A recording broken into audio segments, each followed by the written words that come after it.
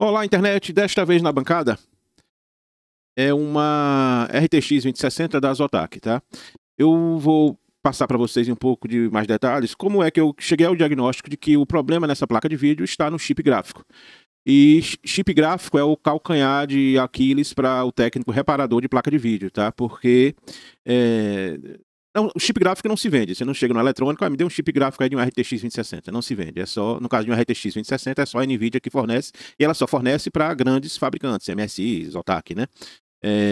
Então é normal. Ou você tem um outro chip gráfico usado para substituir, ou você não avança no reparo, tá? É o momento de investir em uma placa de vídeo nova, né? Então vamos lá. Como foi que eu cheguei a esse diagnóstico aqui dessa placa de vídeo de que o problema é o chip gráfico, é esse carinha aqui. Então, quando você está com uma placa de vídeo embancada, o primeiro passo é você medir as resistências das linhas de alimentações de alguns pontos principais da placa de vídeo. Para isso, você usa como referência, eu gosto de usar aqui uma imagem de um banco de dados. Deixa eu ver se eu consigo puxar aqui para vocês. Pronto, então ela é um RTX 2060, né? Deixa eu verificar aqui, resistências das linhas de alimentação. Vamos lá, eu tenho várias placas aqui, a 980, 1070, pronto. Cheguei aqui na RTX 2060. Eu vou procurar uma em que o desenho se assemelhe um pouco ao que você está na bancada. Pronto. Das que eu tenho aqui, a que mais se assemelha é essa aqui. Tem uma maior semelhança, tá? Tem aqui a disposição das bobinas do VCore, 1.8 do PEX-VDD. Então vamos, eu já tenho, e aqui eu tenho os informando, né, as linhas de alimentação e as resistências que eu devo encontrar, né? Então vamos voltar aqui para a bancada. E eu vou fazer algumas medidas de resistências, né?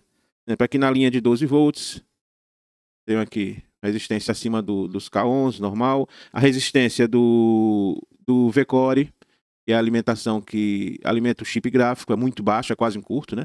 0,2 ohms. Eu tenho aqui mais os 12 volts vindo do conector auxiliar. Valor aqui em K11, normal. Eu tenho aqui 5 volts. 5 volts tá baixo, tá 170 ohms. Normalmente também é acima dos K11, tá? Mas vamos avançar aqui. Eu vou virar aqui a placa para medir melhor aqui na bobina.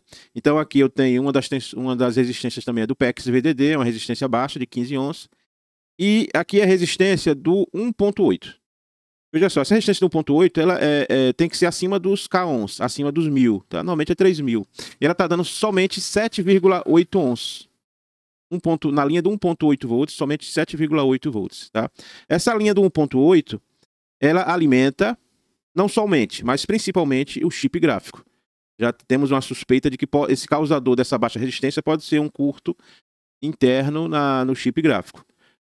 Mas, como eu falei, esse 1.8 volts não vai somente para o chip gráfico, ele vai também para outros pontos da placa.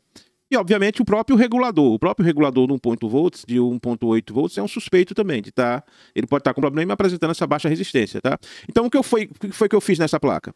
Para isolar logo se essa baixa resistência está vindo do chip gráfico, né, da parte de alimentação do 1.8 volts, ou da própria origem do 1.8 volts, que é o C regulador, eu tirei a bobina. Essa bobina aqui eu dessoldei, tá? É a bobina do 1.8 volts, que ela estava aqui, tá?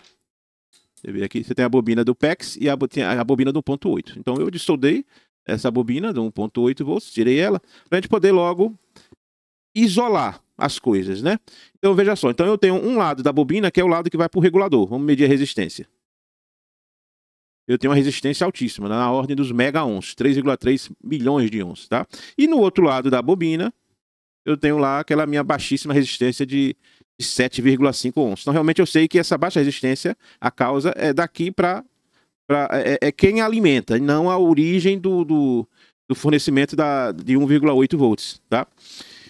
A grande suspeita é o chip gráfico, mas pode ser algum outro componente também que receba 1,8 volts. Então, para a gente tirar essa dúvida, o que a gente faz? A gente injeta uma tensão de 1,8 volts com a fonte de bancada, né? Injeta uma tensão de 1,8 volts aqui no ponto de 1,8 volts, que está a baixa resistência, e vamos, com a ajuda de uma câmara térmica, vamos verificar quem é que está esquentando. Vou fazer isso agora. Então eu estou aqui com a câmara térmica, não sei se vocês vão conseguir visualizar aí, eu espero que sim. Pronto, eu já estou apontando a câmara térmica aqui para o chip gráfico, tá? E eu vou injetar a tensão. Agora eu já tenho uma ponteira aqui, que nessa ponteira tem 1,8 volts. Eu vou injetar a tensão. Deixa eu posicionar aqui melhor. No lado da bobina, onde está apresentou a baixa resistência. Vou injetar. Injetei. Um minutinho, só que falta eu ligar o negativo da fonte aqui na placa. Pronto, liguei o negativo. Vamos lá. Eu vou injetar aqui. Injetei. Tá?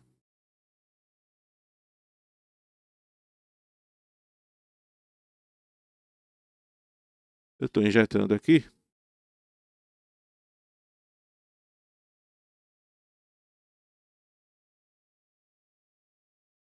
Ó, não sei se vocês estão conseguindo verificar aí, mas tem um pontinho vermelho no lado superior esquerdo do chip gráfico, do DAI. É justamente nessa área que fica 1,8 volts no chip gráfico. Eu vou tirar. Vou injetar novamente. Olha lá o pontinho surgindo. Aqui, bem aqui em cima. Vou tirar. Ponto, sumiu.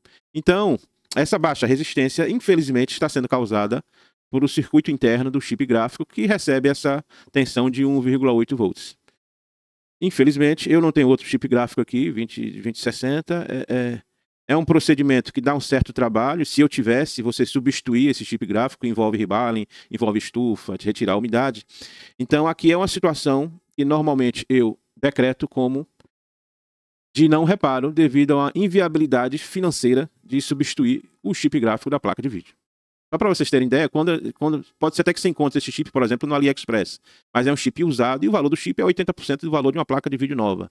Tomada a mão de obra, a conta não fecha.